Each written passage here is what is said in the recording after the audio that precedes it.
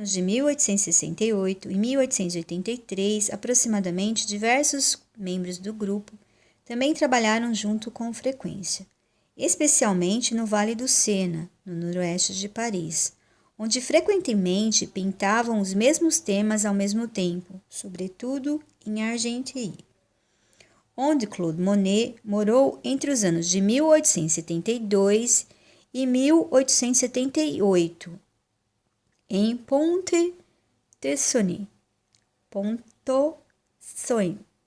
onde Pissarro residiu em 1872 e 1882.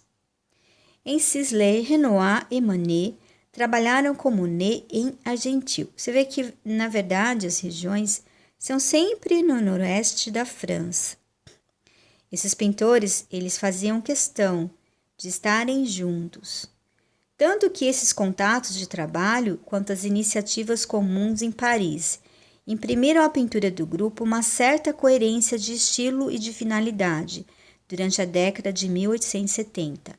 Alguns dos artistas continuaram unidos por uma estreita amizade, especialmente Claude Monet, Renoir e Pissarro, mas o aspecto artístico começaram a seguir caminhos próprios desde 1880.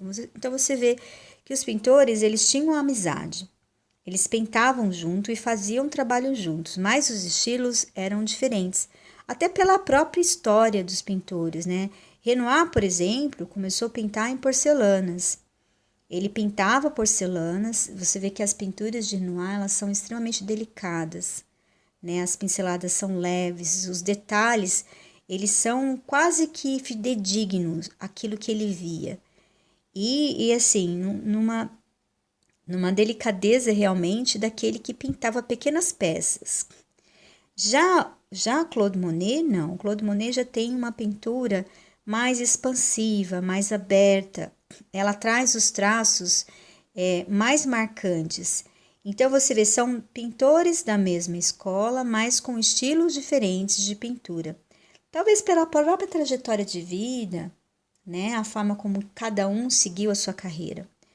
A maioria das paisagens de dimensões reduzidas expostas pelos impressionistas na década de 1870 parece ter sido pintada totalmente, ou ao mesmo tempo, numa grande parte ao ar livre, diante dos motivos representados.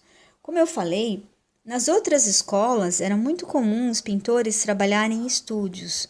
Os impressionistas, talvez para captar a luz, eles tinham a necessidade de pintar ao ar livre, né? Você vê, no caso, apesar de não ser impressionista, né? Van Gogh, você vê um autorretrato dele pintando à noite, né? E em seu chapéu uma vela. Quer dizer, para você conseguir captar a luminosidade, né? O pintor necessita da luz, porque a luz influencia nas tonalidades, nas camadas de tinta, né? Então, o pintor vai aplicar a tinta. Quando ele não tem luz, o que acontece? A pintura fica com falhas. Então, é comum você colocar a tela entre a luz, né? A tela sobre a luz, para você verificar as falhas e não deixar que a pintura tenha algum tipo de vazão, né? É isso que a gente costuma aplicar, que sejam tonalidade sobre tonalidade. No entanto, as pinturas a óleo eram realizadas ao ar livre, não tinham nada de novo. Então, você veja bem, os pintores nessa época pintavam a óleo. Essa era a preferência. Os esboços a óleo dos motivos faziam parte do aprendizado do paisagista francês, desde o final do século XVIII, pelo menos, demonstrando pequenos estudos de Pierre-Henri, realizado na década de 1780, no Louvre, em Paris. Por vezes, Vassienes chegou a esboçar o mesmo tema com diferentes condições meteorológicas, como Claude Monet.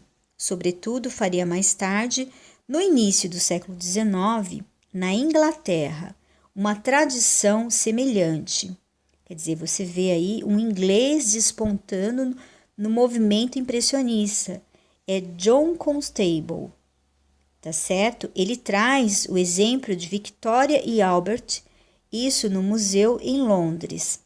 No entanto, essas pequenas pinturas a óleo não se identificavam com a exposição. Você veja bem, os pintores franceses, eles tinham uma característica nítida, que mesmo com estilos diferentes, eles se contrapõem. Então, você vê um inglês, né, John Constable, né, trazendo o estilo dele, mas já não se encontra aceito pela escola impressionista.